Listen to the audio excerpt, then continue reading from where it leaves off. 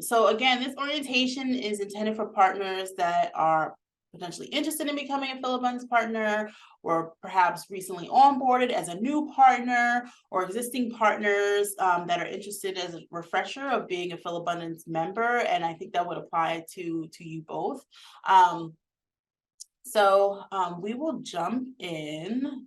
Probably already have this information, but this is our contact information. If you have any questions, you would be contacting Community Partnerships. We are your direct line. We were formerly known as the Agency Relations Department, and under that, our team was Agency Services. You can email us at agencyservices@philabundance.org, or you can call us at the 5050 line, which is the number displayed on the screen.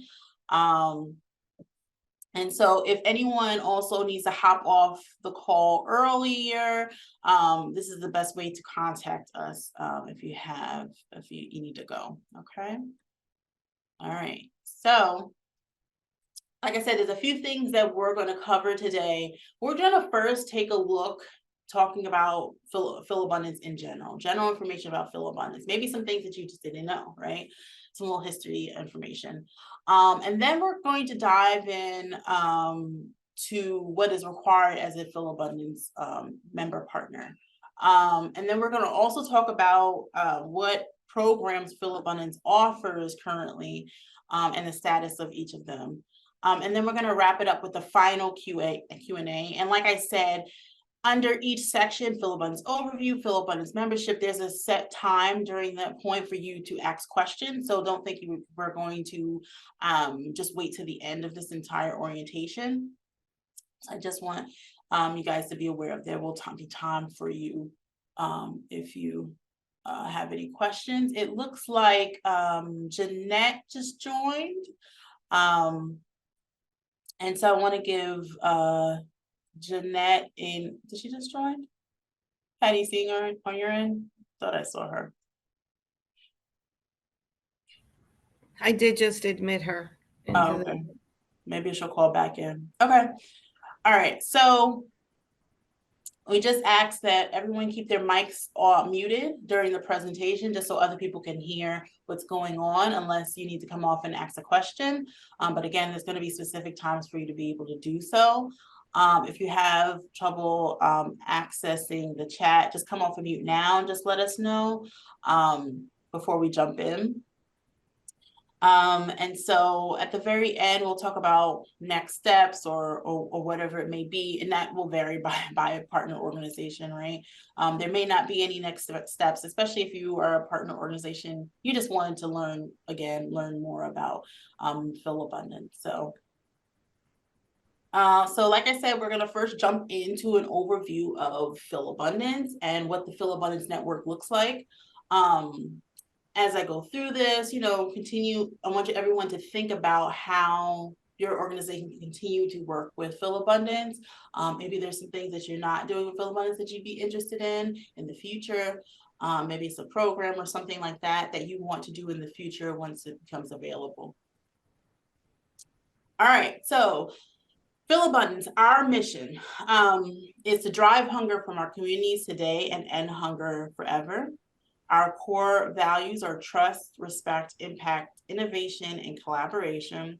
And just to give you some background information about Philabundance, so we were founded in 1984 by the founder, Pamela Rainey Lawler, and it was actually in the back of her Subaru car. And so a little fun fact, Subaru's actual US headquarters are actually based over in Camden, New Jersey. So it's not that far, which is in one of our service areas under Philabundance. We have an ongoing partnership with Subaru, actually to this very day. Before Philabundance was the Philabundance you know now, we actually had merged back in 2015 with an organization called Greater Philadelphia Food Bank. And so we combined all our resources together to help support the community. To expand the outreach to people that need the food resources. And if you didn't know already, Philabundance is actually a food bank under the Feeding America network. And Feeding America oversees a nationwide network of food banks across the country. They provide training and funding, best practices, things to our food bank, and then we will share that information with your partner organizations. I think that a few people just joined, it looks like. Okay, we have Jeanette and we have Mary Ellen. Jeanette, if you don't mind coming off of mute, we did do introductions before, and I want to make sure that you guys have an opportunity to introduce yourself and what partner organization that you're from. Okay, hi, everybody. My name's Jeanette Horner. I'm the inventory manager at Feast of Justice, and we operate in out of Mayfair at St. John's Church. We also have a site on Castor Avenue. I guess that's about it for my introduction. We've been with Philabundance, I can't say since day one, but for a very long time, at least 15 years. And I'm just here to observe, actually. Well, welcome, Jeanette. Thank you. And Mary Ellen, if you don't mind introducing yourself. No, I apologize for being late. So my name's Mary Ellen Glick. I go by Meg, which is my initials. I'm a case manager at Penn State Abington. We had a partnership with Philabundance and let it lapse over COVID, and we're thrilled to be connecting again. And one of my responsibilities is managing the food pantry, and day-to-day operations are run by student workers. Well, welcome, Mary. All right, so we just got started. So we're actually, right now, we're just going through an overview of Philabundance. And I'll mention it again. So we have specific areas that we're going to touch today. And after each section that we touch on, there's going to be a chance for you guys to ask questions. If you have any, also feel free to put any questions that you have in the chat. And Patty will be helping me with navigating those questions. Okay. All right, so Philabundance, we are in 9 different counties. So specifically in Pennsylvania, we're in 5, and so that includes Chester County, Montgomery, Bucks, Delaware, and of course Philadelphia County. And then over the river in New Jersey, we're in 4 counties, specifically Western Burlington, Camden, Gloucester, and Salem. And so typically people will ask, all right, well, where do you guys get your funding? Like, how do you guys continue doing the things that you're doing? So we actually source our resources from multiple areas, right? So when it comes to food specifically, you'll notice in the pie chart, most of our food is sourced from donations with 58%. The next highest is through government, and then the larger cut of the pie is purchased. And in terms of financial, donations, most of our donations are actually received from individuals. So you'll see it 69%. And then the next cut is through foundations, and then through corporations, and then through event fundraising. And then how we actually use those resources in order to get the items that are needed to send it to you all is we primarily spend our financial resources and food resources, of course, of going to programs, right? And then of course, there's a smaller amount that is allocated to just overall management of Philabundance and fundraising, so we can continue doing the work that we're doing. And in terms of the programming funds that we use, that's really includes the programs that we're going to talk about later today. So that's like TFAP and CSFP and Retail Rescue and all those things that keep moving along. So that gives you an idea of, where we pull our resources from and how we use them in terms of percentages. All right, so the partnerships department, like I said, was formerly known as agency relations, right? And for Partner organizations like yourself, you'll primarily be dealing with 2 sub-teams within the partnerships department. That includes community partnerships. So that's going to be we're going to be your main liaison. So you'll be communicating with us most, if not all the time. And we handle just general services and general engagement with our member organizations. And so that includes like membership agreements and like going out to your sites and doing monitoring visits. And the community partnerships team, for those that are already on the call, that includes myself, Patty, Leah, and Jaden. And then we have the programs team who handles our internal operations in terms of getting the food out to partner organizations like yourself. And so they handle the distributions and programming logistics internally. And we really work very closely with them within our larger partnerships department to make sure that we can provide information to you all. And so that team would consist who's on the call right now. That includes Jenna, who's on the call. So the programs that includes is the government programs, kids and senior programs, produce, retail, rescue. And we'll talk a little bit more about those programs a little bit later on. All right, so in terms of the community partnerships team, like I said, we are your go-to, right? So anything you need, you come to us. The teammates that make up the community partnerships team, a lot of them are on the call right now, but we wanted to make sure that you have images of everyone to put a face to the name. So our director is Lee Smith. Many of you probably have already spoken to her already. Of course, we have Patty Demchuk on the call right now, spitting image in the picture. Myself, Nicole Morris. Then we have Katie Gunter. Some of you may have communicated with her if you participated in an HBI program. She's a nutrition educator. And then, of course, we have welcome one of our newer members, Jaden Williams, who is on the call, who's one of the CP coordinators. AJ, also known as Ashley, isn't on the call today. Ashley Jeter is also a CP coordinator. And then we have Keith Jones. He's going to be starting in a few weeks.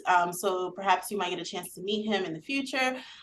He will be joining as a CP coordinator. And of course, we have, last but not least, Leah Rosenberg, who's also on the call with Jaden right now. So this is all the folks that make up the community partnerships team.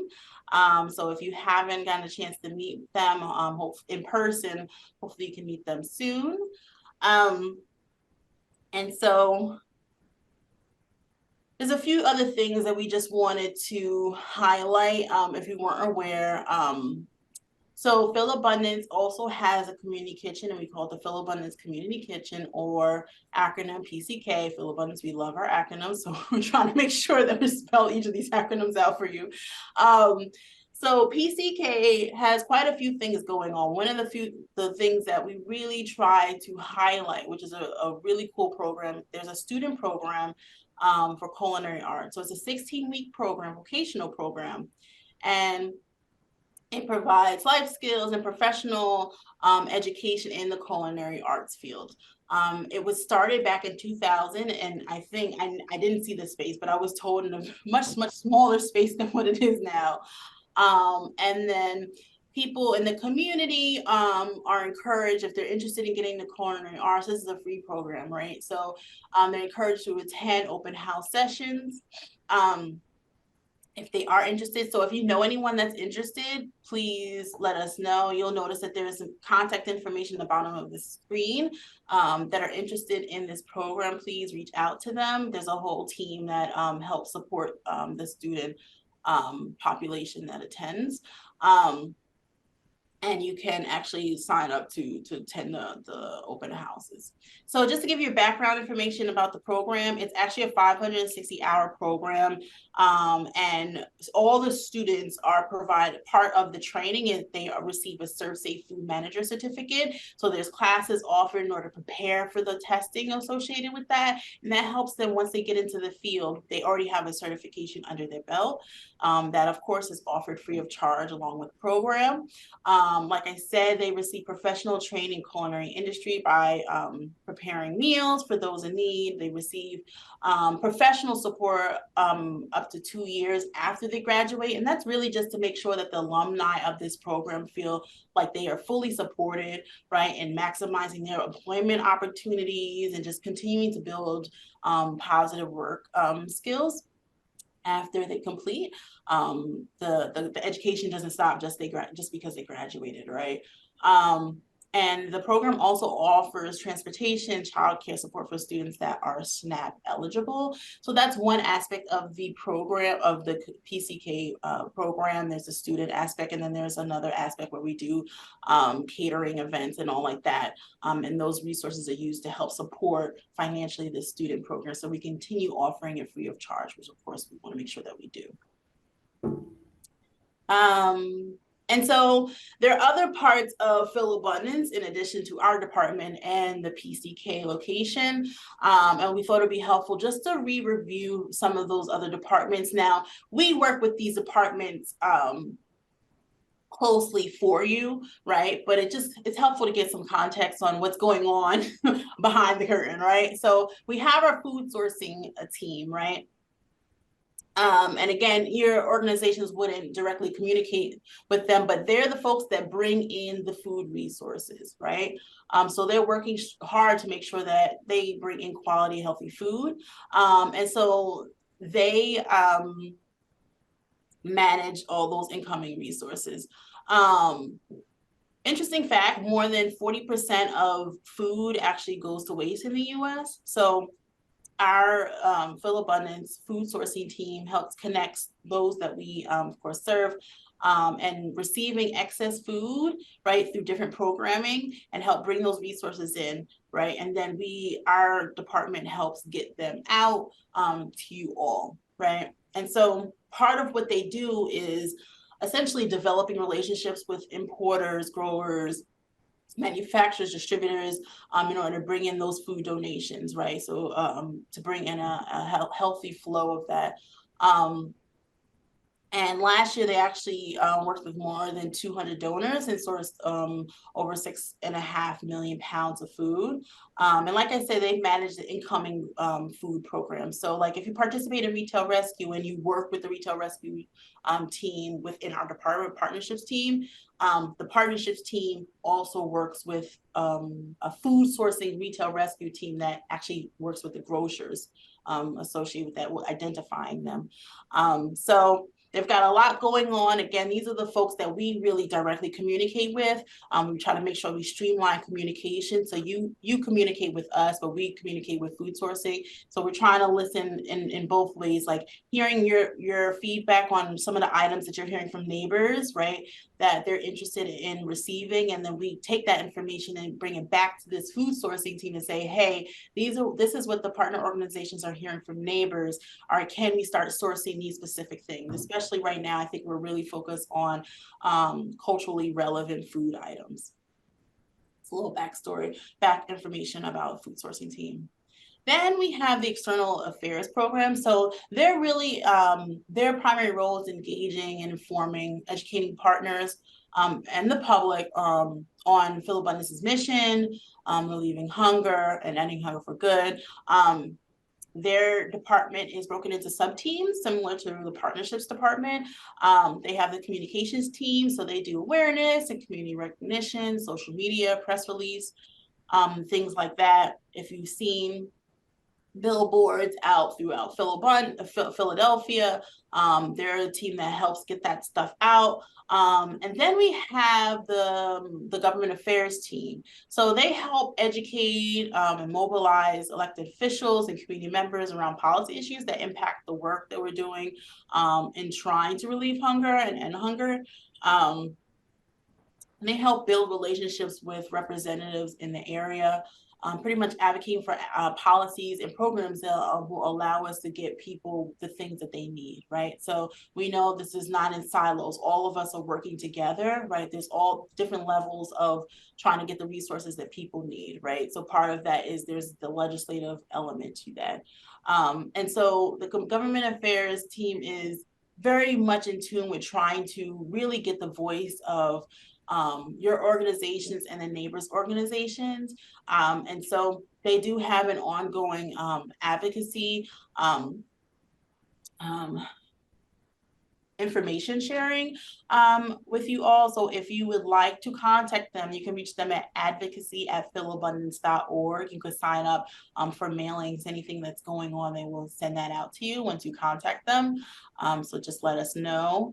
And then lastly, we have events, and they help support our internal, external events that allows us to continue doing the work that we do. That's a few information. That's a few things about the External Affairs Department. You have an idea, like we're just, again, you would communicate with any of these departments, we're communicating with them ongoing. Again, just listening to the things that you guys are telling us and bringing that information back to you, back to them. But then also the external affairs might be hearing things or rumblings or things that we should be aware of. And we take that information and bring it back to you, right? So we want to make sure that information is flowing both ways. And, you know, partnerships, specifically community partnerships, we are your go-to in order to make sure we're like the middle people, right?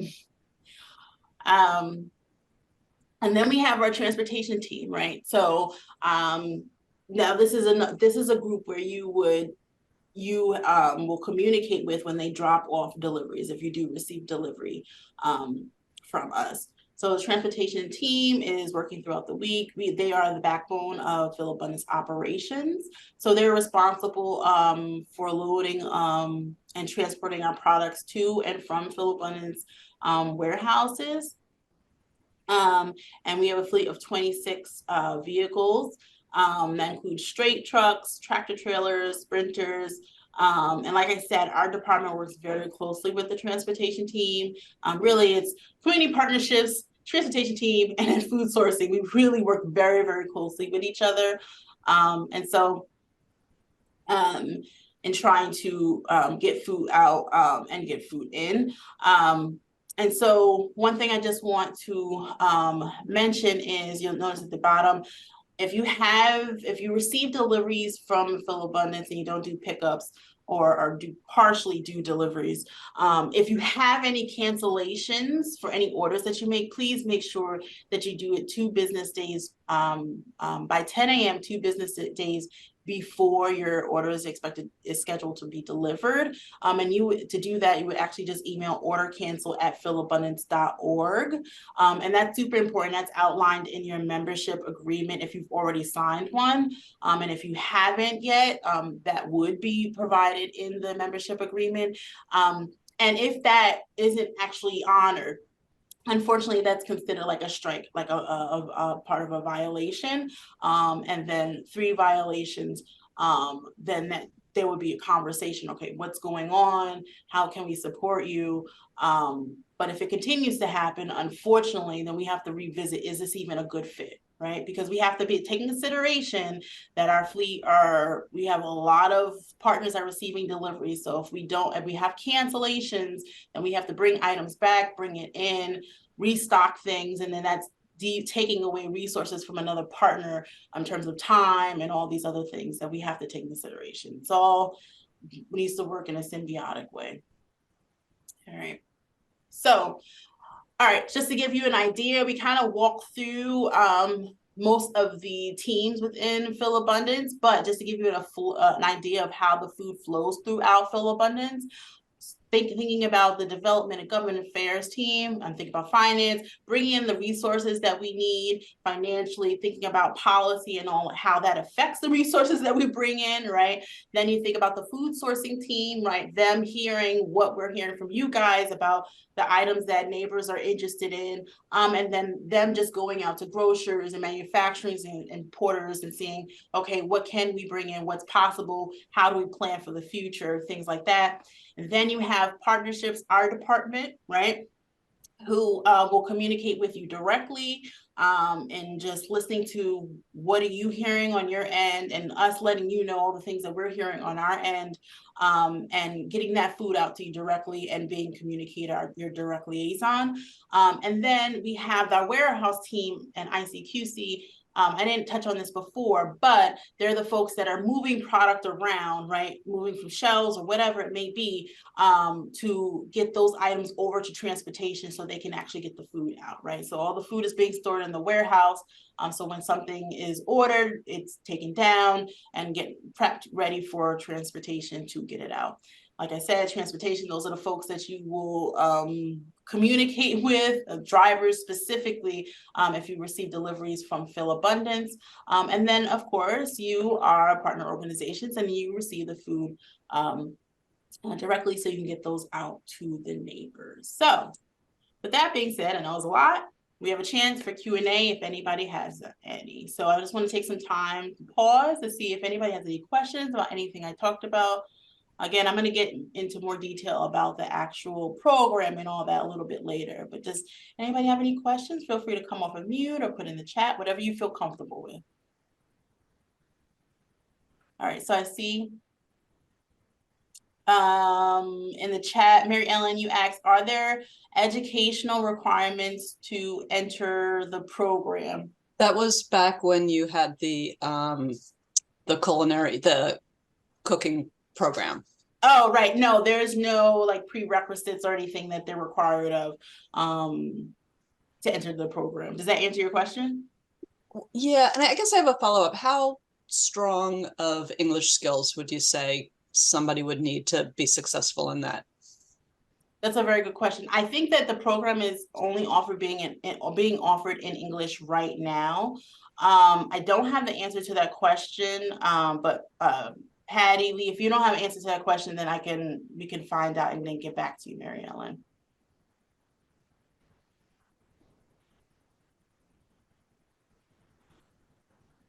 Yeah, I do not have an answer to that, but I will follow up.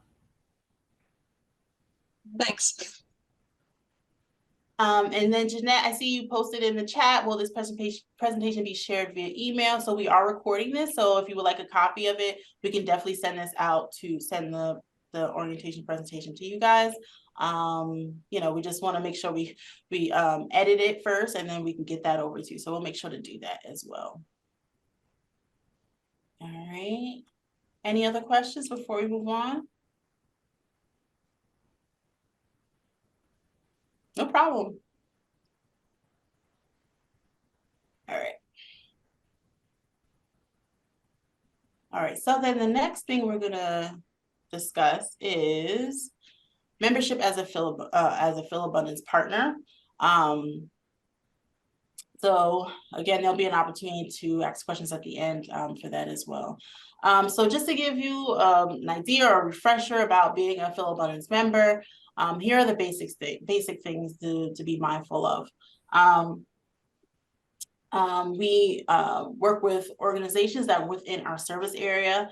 As I mentioned earlier, we are a Feeding America food bank. So we have a designated area that we work with in I showed a map earlier of those 9 counties within Pennsylvania and New Jersey. So that is our service area. We provide services. It's important to provide services to those from different demographics. We want to make sure that everybody gets what they need, right?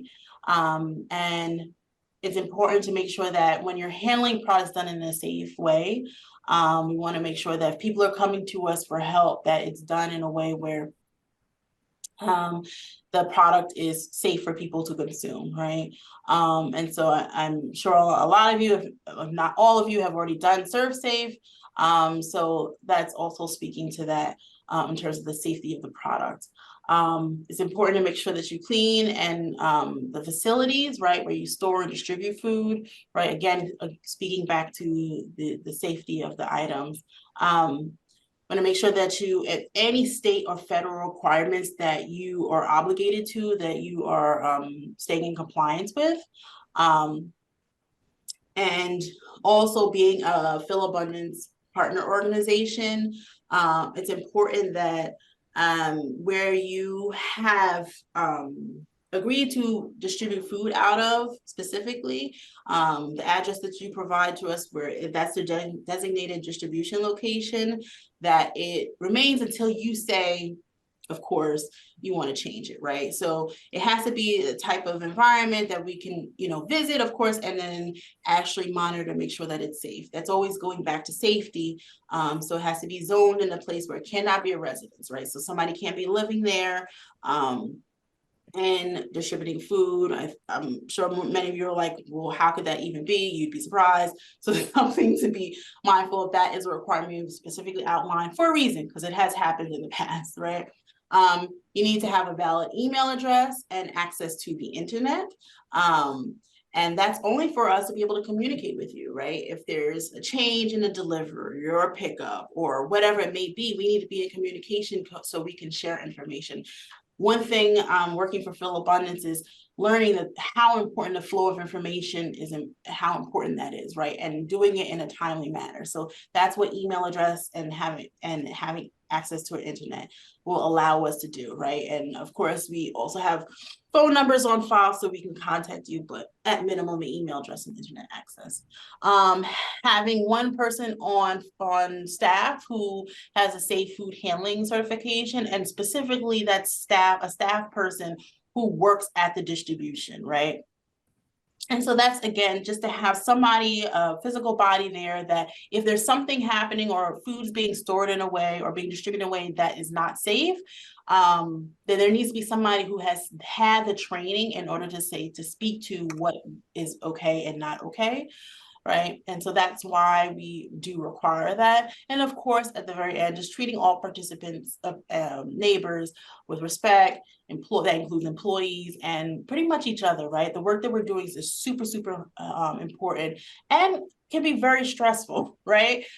We can all acknowledge that. And so treating each other with respect, that makes the days that might be a little challenging a little bit easier, right? Like, we are already doing really hard work. Let's not make the days harder for each other, right? So here are a few other membership requirements just for you to be mindful of. I want to make sure that, of course, as outlined in membership agreements, that partner organizations are in compliance with the guidelines that are outlined in them. We're not going to go through all of them today, but we did highlight a few that we thought are important. So one of them being 20,000 pounds of food annually. You guys are all accomplishing that if you've been member organizations for a pretty long time.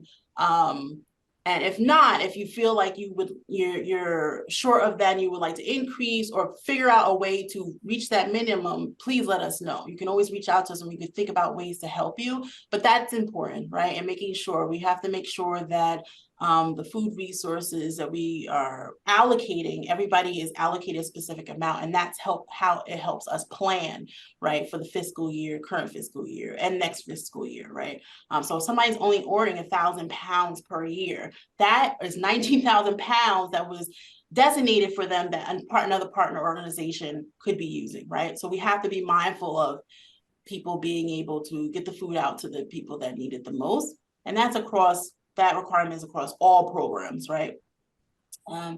TFAB, Retail Rescue, all the Philabundance program. Another thing is reporting, right? This is one of those things that we just cannot get around, right? And record keeping. So like I said, making sure that communication is flowing and we're able to reach each other, you're able to reach us and we're able to reach you, that's important, right? And so if there are any changes in the contacts that we have on file for your partner organization, please let us know, right? That is part of a requirement. Let us know, because if we continue reaching out to somebody who is no longer affiliated with your organization, doesn't handle the food distribution, now we're contacting somebody, we're not getting that information to the right people, and then we're contacting somebody who probably doesn't want to be contacted anymore, right? So I think making sure information gets back to us about any changes, like contact person, if you would like your distribution location to change or you would like to add a new location, you need to let us know in advance before you begin distributing that food out, so we can come to the site, make sure that the site is safe. If there's any concerns, that we can address them, things like that. That's super important. That, again, this is all going back to why it's important for us to do this, because of the neighbors, right? Because we have to think about them first, right? If there's any changes in hours of operation, like sometimes neighbors will come to us from the community directly. They might hear about Fill Abundance and they'll say, hey, what are some pantries in my area that I can go to?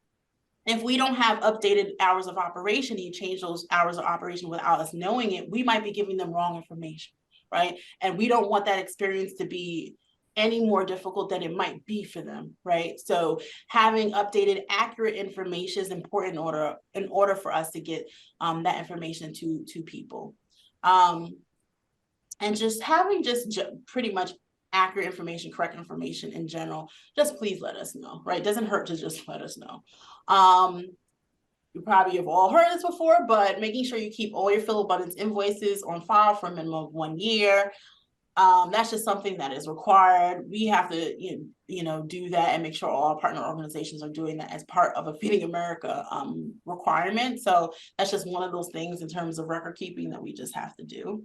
And that could be in electronic form or physical hard copies. Either one is perfectly fine. Maintaining a defined method of distribution, right? Like, so maybe you do walk-ups, or maybe you do like drive-throughs, like helping us understand how you distribute food. Again, this is where communication is important, right? We want to make sure that we understand exactly, you know, what type of operation that you guys have, right? We're working together. Again, if a neighbor comes and they say they want to go to this particular pantry, and then we already know that you guys only do drive-throughs or whatever it may be, and the person doesn't have a vehicle, like, we want to be mindful of all those things, so we share information in an accurate way. Of course, making sure that all food that you receive from Fill Abundance is distributed free of charge, right? The food is donated to us. No one should be charged for anything. That would be a media violation, and that would be a media violation. And then we would have to rethink the whole partnership, of course, right? And so site visits, you have your annual monitoring visits. That's, again, just checking in with you guys. There's a compliance element, right? There's paperwork associated that we can't get around that, right? That's just getting a chance to speak to you guys, in addition to any other times we speak to you throughout the year, of course. But we do paperwork during those minor visits and checking out the location. How's it going? What are some things that you might need help with? But that's also an opportunity for you to be like, hey, so this thing, right? I wanted to talk about you. I have you right in front of me. I want to talk about this specific thing, right? Don't think that that's just all us coming to you and saying, here are the things that, you know, we need to check off or whatever. That's also your opportunity to say, hey, I need to talk to you about this specific thing. That's okay. It's an opportunity for us to communicate with each other and to better work together. This last thing, of course, and making sure you're in compliance with your local and state government requirements, and especially depending on what you participate in, you will be, of course, liable to have site visits from them as well. So that's pretty much membership agreements, a synopsis of them. Again, it's not everything, but it was the ones that we thought would be more important to highlight. This, I think pretty much everyone on this call, the partner organizations on the call, are already members or are about to be, and so I've reviewed this already with them. But this is the entire application process in terms of becoming a partner organization. So I'm not going to go into that a little bit. So membership renewal. So that happens every 2 years. For some of you who have been with us for quite a while, you know, it used to be on an annual basis. So now it's every 2 years. So less paperwork is a nice thing. And the 20,000 pounds distribution minimum, that is throughout the 12-month fiscal period. So it's not based off of the membership 2-year agreement, right? The 20,000 is for every year. And membership renewal begins around May, June. We try to start the process in order to get everybody's membership renewals in place. And so we've made some big changes this past year that we think are going to be really helpful to you guys and make it a little easier. Thanks to Patty and team for making that all work. I think that it's probably going to be very, very helpful, and I hope you guys find it helpful to be able to renew every 2 years instead of having to do it every year. All right, so monitoring visit compliance, I touched on this a few times, but monitoring visits on the other hand are every year, right? And so that's the bare minimum, right? So we will be visiting your locations before then, right? So we want to make sure that there's ongoing communication, right? We're not checking in just when we have to do something compliance related, right? That's important for our partnership, right? With each other. And so during the monitoring visits, though, you will just get an update on the contact information. If something changed, that's a chance for us to catch it, right? That's a chance for us to take a look at the facility if there's anything that perhaps needs to be revisited or whatever it may be, or you had a question about. That's an opportunity to do so. Of course, we review safe food handling documentation. If something is expiring or has expired, we want to make sure that you have an opportunity to get the resources or training that you need to do. We verify 501c3s, religious qualifier if that applies to your organization. Again, getting feedback from you guys, right? That's an opportunity to have us face to face to be able to talk about any feedback that you have for us, right? And we bring that back to the team and have a discussion around it. Also discussing programming opportunities, especially for newer partners. They might not be familiar with all the programming opportunities that are available. So that's also an opportunity for us to discuss, or if there's changes in the way the programs are operating, right? And again, just to answer any questions that you may have. I'm not gonna touch on this too long, but this is the member violation procedure. So like I said, there are specific things that will could be considered a violation. So for instance, you cancel an order, but after the 2-day requirement, then that would be considered a violation, right? But if there's something that we noticed at the facility that it's concerning in terms of the way the food is being stored, we'll give you a written warning, right? And then the next step would be probation, and then lastly termination. We want to make sure that when we set this up, we want to make sure that there's time for you to rectify whatever the issue is that we think is going to be a safety issue, right? So if by step 3 it hasn't been resolved, then unfortunately we're going to have to terminate the partnership, right? But we of course want to make sure that you have an opportunity to actually do something about it, right? So that's a little bit about the violations procedure. And again, if you need a refresher on that, maybe 6 months from now, you can always just email and say, can you remind me about the violation procedure? It's also outlined in your member manual for you to read and your agreement. But if you're like, I need clarification on this thing I read in the manual, please reach out to let us know. We'd rather just hash that out and get an understanding or help you better understand the violation process so you're aware, rather than something happening and then now we're in a situation where we're receiving written notification, right? We don't want to do that. That is not what we want to do, promise, right? All right, so there are some things that are going to be considered probation because they are serious violations, right? So for instance, selling Philabundance food selling Philabundance food for money or acquiring donations to receive food, that's immediate termination, no tolerance for that, right? Requiring people to attend religious services to receive food, there's no tolerance for that. People should be coming to a food pantry and feeling safe, and they shouldn't be feeling like they have to do anything in order to receive food. We want people to feel honored and respected during this time. Discriminating against participants, volunteers, or staff. Of course, we want to treat everybody in the same way, right? Everyone should be treated fairly. And so discriminating against people, that's immediate probation or termination.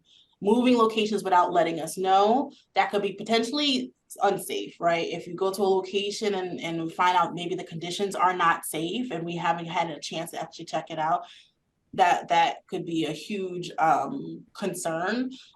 So if you decide you want to change locations or add a new location, just let us know in advance so we can actually do the monitoring visit, check it off, rather than avoid the whole headache around, now we have to pause pause your membership or anything like that, avoid the whole headache altogether. Just let us know in advance, right? If your 501c3 has lapsed or has been revoked, right, that's of concern. Storing food at unsafe temperatures, right, especially for extended periods of time. So if refrigerated or frozen, that's a safety concern. We want to make sure the neighbors are safe. So if we find that food is being held and it's not being refrigerated, and then you're giving it to people, that's a problem, might result in immediate probation or termination. Storing food improperly, serving meals without a food handling manager's certificate. Essentially, this applies to folks that are cooking on site, essentially, right? And they're doing so without the proper certification, could result in this type of action. And operating off-site feeding programs without representative who has a safe food handling training. So even if we approve a location for you to do distribution, and we find out somebody there isn't even food safety trained, that could be a big concern. Again, there's no one there that's going to be able to say, okay, this is okay and this is not okay, right? So this is all the things that are super, super important to be mindful of, and just avoid it altogether. When in doubt, just ask us a question. Doesn't hurt, right?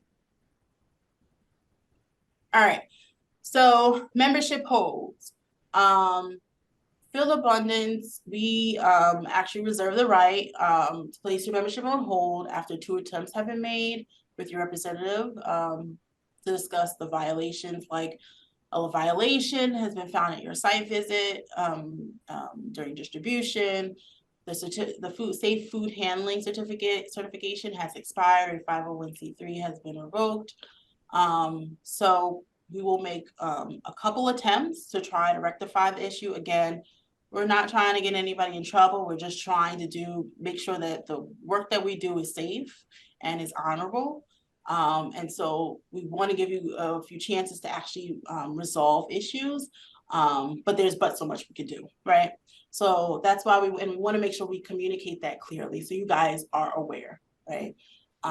So that's a little bit in terms of like how many attempts we will try in terms of trying to resolve a violation before we put membership on hold. All right, so there's a little backstory about in terms of food donations. So there's this thing called the Bill Emerson Good Samaritan Food Donation Act. Essentially, this was signed in 1996 by former President Clinton. And so the law essentially is like a good faith law. So essentially, it protects the donors from civil or criminal liability if the product becomes harmful later on. And it protects, again, the food donors who are acting in good faith. The key is acting in good faith, of course. And this includes individuals and nonprofit feeding programs.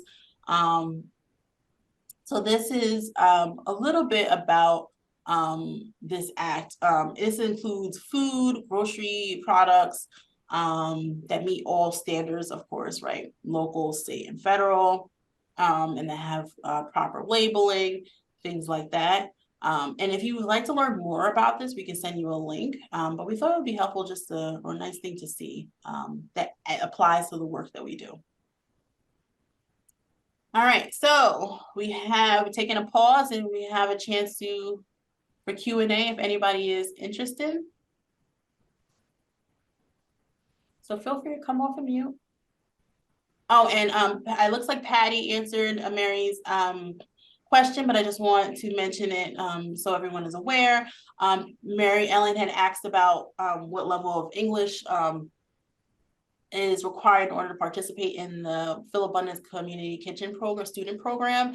Patty, thank you, was able to confirm that, again, the program is only offered in English, but they are looking to offer the program in Spanish in the future, but that hasn't come to fruition just yet. So you probably have to take the necessary steps in order to make sure that that's an option and it's done in a way that helps support students who are Spanish speaking.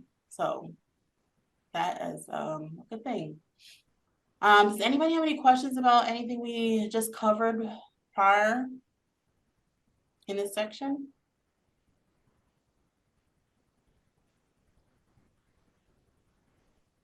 Let me take a little second to drink because my mouth is dry. All right, so if there's no other questions, then I'm gonna move on.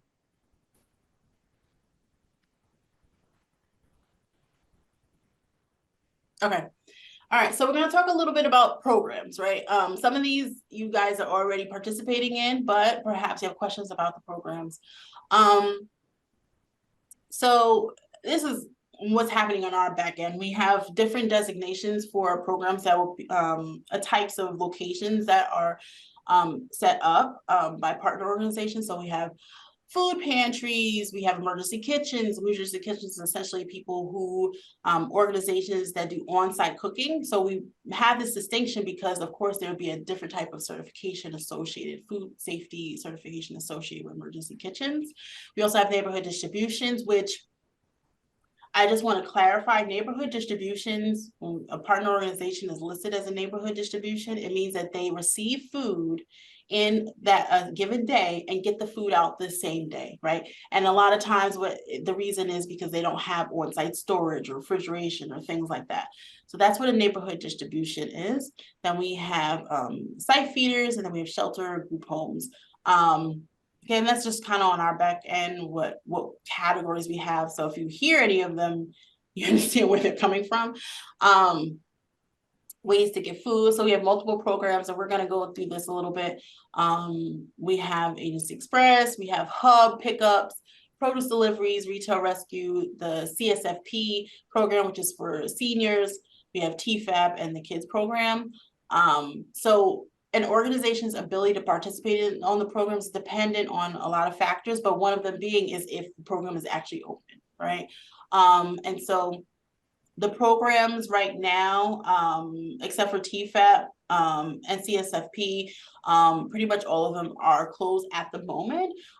But you know, once things change, if a program opens back up with new membership, we will, of course, allow partners the opportunity, especially if they've been waiting to participate, to allow them to participate. But the reason why we have to close it, of course, but because we have to be mindful of our resources, and we want to make sure that the partners that are already in the program get the resources that they need. So that is just one reason, main reason why we have to be mindful of how many partners we allow in a specific program, just so we can make sure that the folks that are participating are actually supported, right? Based off of our given resources. So one of the main things is Agency Express, which is by default, all partners can participate in. So there are 3 types of products that are offered: is dry food, frozen food, refrigerated. And every, like I said, every partner is eligible for Agency Express when they join as a partner organization.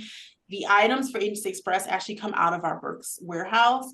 So if you've done pickups or been to the Burks warehouse, you have an idea of the location. The Burks warehouse is actually in North Philly. And so there's 2 ways to receive Agency Express items, right? You can have it delivered, and I spoke on that a little bit earlier. In order to receive a delivery, there is a 500-pound minimum, right? And the 500-pound minimum is not it's not designated to specific product, right? So if you're receiving canned goods, that's pretty heavy, right?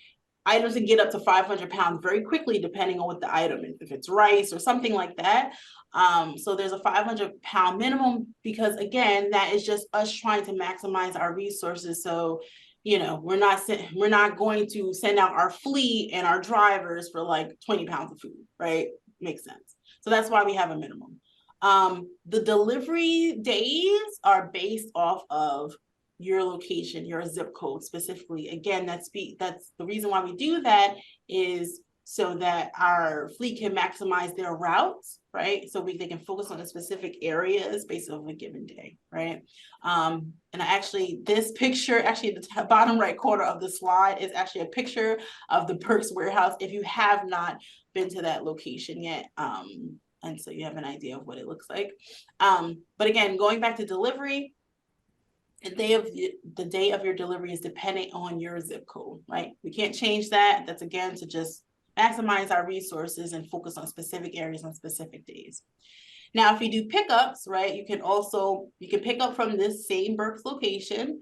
And you're not, the benefit of pickups is you're not required to pick on only one specific day. As long as you put it in your order and you request that you pick up on that specific day, it allows you some more flexibility. So some partners actually prefer to have pickups instead of deliveries, right?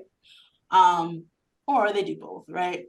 There are no minimum pounds for pickup. We just ask that you keep the food cold through thermal blankets. And agencies that are participating in TFAP program, which we highly recommend because that opens up more food items for partner organizations on the Agency Express platform. The benefit of is there's more additional food, but then of course there's paperwork associated. But you know, of course, there's more options available. All right. So that's a little bit about Agency Express, the program, which is also known as AE3. I think that's just the way the platform was named. I guess it was like a version thing. So if you ever see AE3, we're referring to Agency Express. All right, the next thing are hub pickups. So this is only pickups, right? I just want to just right off the bat to let everybody know right now we're not onboarding for the hub pickups. Again, thinking about our current members and making sure they get the resources that they need. But we want to make sure everybody's aware that these do exist. So there's a specific schedule. So if you're in the Philadelphia area, you can pick up from the hub locations Tuesdays and Fridays, right? And if you're participating in hub. And you would know because you would get confirmation from us letting you know that you've been added to this program. It's considered its own program. We also have hub locations in surrounding areas outside of Philadelphia. We have it in Norristown and Lansdale. Those pickups are Monday, and we work with partner organizations who actually are host sites for those pickups. And then on Tuesdays, there's a pickup in Camden and Chester, again, at partner organizations who can support a large hub pickup. So typically when you pick up from the hub, it's about 500 to 700 pounds per pickup. And again, you have to sign up to participate in this particular program. It takes several weeks in order for somebody to be onboarded into the hub, but let's give you a little information about that. All right, produce deliveries. There is a 1,500 pound minimum. It's a weekly delivery that you would receive. You get items like potatoes and cabbage and seasonal fruits and veggies. And so we are, again, going back to us just hearing what you guys are telling us in terms of what neighbors are interested in. We share that information with the food sourcing team. So we try to make sure that we're trying to find culturally relevant foods that can be included in these type of produce deliveries from manufacturers and grocers and things like that. Like I did for this one, like I had mentioned earlier, across most of the programs right now, we're not onboarding for this program, but if you're interested, you can let us know and we can add you to a wait list, right? So we have a wait list that we keep in our system so that once an opening, once a slot opens up, that we can enroll someone new. All right, Retail Rescue. Now, Retail Rescue is essentially a program where we connect partners with local grocers and manufacturers and take a step back, right? And then allow you guys to pick up the food directly from those grocers, right? And so there are specific schedules set up. This is a program, again, that you have to be enrolled in, not currently enrolling people, but you can be added to a wait list. So if you want to be added to a wait list, please let us know. And like I said, we make a connection between your partner organization and the groceries or like food donors, and you pick up the items from the Retail Rescue donor, and it will vary what you receive, right? We don't have control over what is being distributed because it's going to vary by store, right? And so the only thing that we do require is that once you get back to your partner organization, we do provide you with scales so you can weigh the items, and then send us reports on what you, the weight of what you received. And that's just to give us an idea, because again, we're taking ourselves out of the equation. So at the very minimum, we just want to get an idea of how many pounds are you receiving of items. We also give you Retail Rescue Partners thermal blankets in order to keep their food safe. Let's see.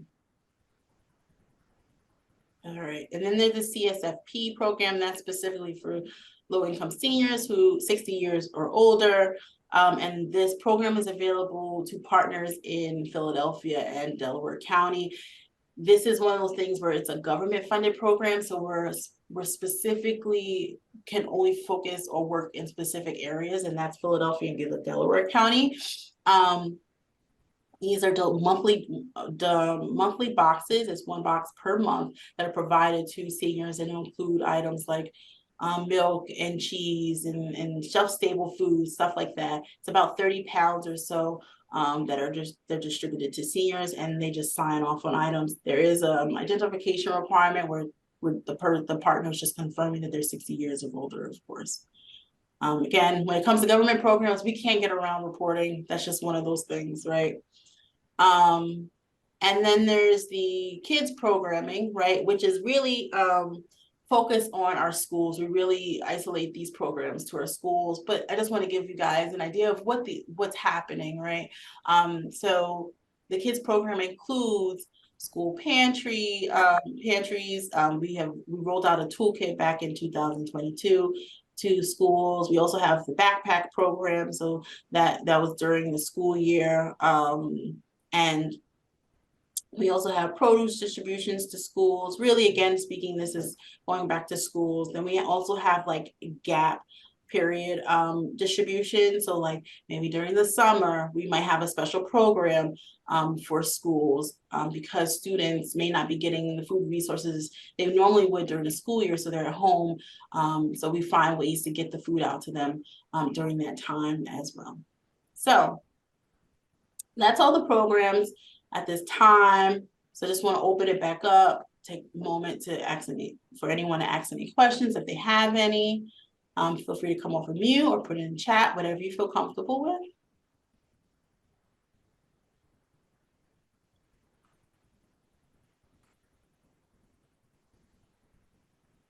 Hopefully you found this helpful.